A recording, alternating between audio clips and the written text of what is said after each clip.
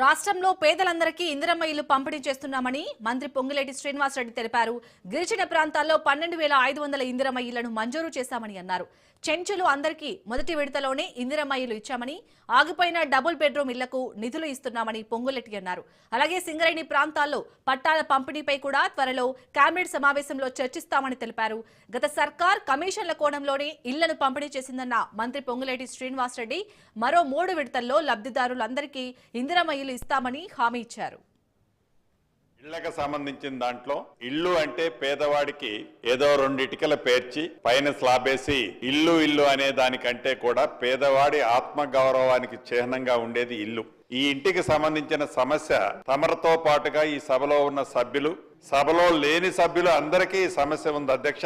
వారి వారి నియోజకవర్గాల్లో వారికి ఉన్న సమస్యలు, ఇక్కడ 2 BHK ఇందిరమ్మ ఇళ్ళు, ఇక్కడ 2 వర్టికల్స్ ఇందిరమ్మ ఇళ్ళు ఈనాటి మనం ఇస్తున్నది.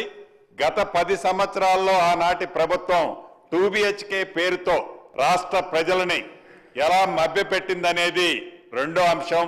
ఇక్కడ చర్చ ఈనాడు చాలా సుదీర్ఘంగా వారి వారి సమస్యలు వివరించడం జరిగింది అధ్యక్ష.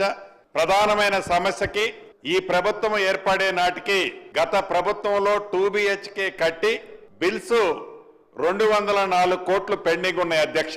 ఈ 204 కోట్లతో పాటు ఇందాక గౌరవ సభ్యులు అడిగినట్టు రాష్ట్రంలో సుమారు 133 కాలనీలలో సుమారు 36,000 ఇళ్లు వివిధ స్థాయిల్లో మొండిగోడలతో దర్శనమిస్తుంటే ఈ ప్రభుత్వం వచ్చిన తర్వాత 744 కోట్లు అది ఇళ్లు నిర్మించడానికి కానివ్వండి, లేకుంటే నిర్మించి నిరుప్రయోగంగా వదిలేసిన కాలనీల్లో మౌలిక వసతులు ఏర్పాటు చేయడానికి కానివ్వండి 744 కోట్లు గౌరవ ముఖ్యమంత్రి రేవంత్ రెడ్డి గారి నాయకత్వంలోని ఈ ప్రజా ప్రభుత్వంలో ఆర్థిక శాఖ మంత్రి వర్యులు బట్టి విక్రమార్క గారిని ఒప్పించి మెప్పించి ఈ పేమెంట్ ఇవ్వటమే కాకుండా ఏవైతే ఇంకా సుమారు గౌరవ మా శాసనసభ్యులు, సభలో లేని సభ్యులు కూడా అనేక పర్యాయాలు ప్రధాన ప్రతిపక్షంలో చెప్పుకునే సభ్యులు కూడా 2014 శాసనసభ ఎన్నికలు జరిగే ముందు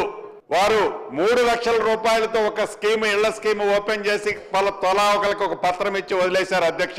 దానికి సంబంధించిన దాంట్లో కూడా వారు ₹1 పేమెంట్ చేయలే. రాష్ట్ర వ్యాప్తంగా సుమారు అటువంటి ఇళ్లు కూడా ఇందాక మా గౌరవ శాసనసభ్యులు చెప్పినట్లు మొండిగోడలతో అంటే ఫౌండేషన్ కట్టో లెంటర్ లెవెల్లో కట్టిన సుమారు 12-13 వేల ఇళ్లు ఉన్నాయి అధ్యక్ష. ప్రభుత్వం దాని గురించి కూడా ఒక నిర్ణయం తీసుకోవాల్సింది ఉంది. ఇళ్లకు సంబంధించిన దాంట్లో ఇల్లు అంటే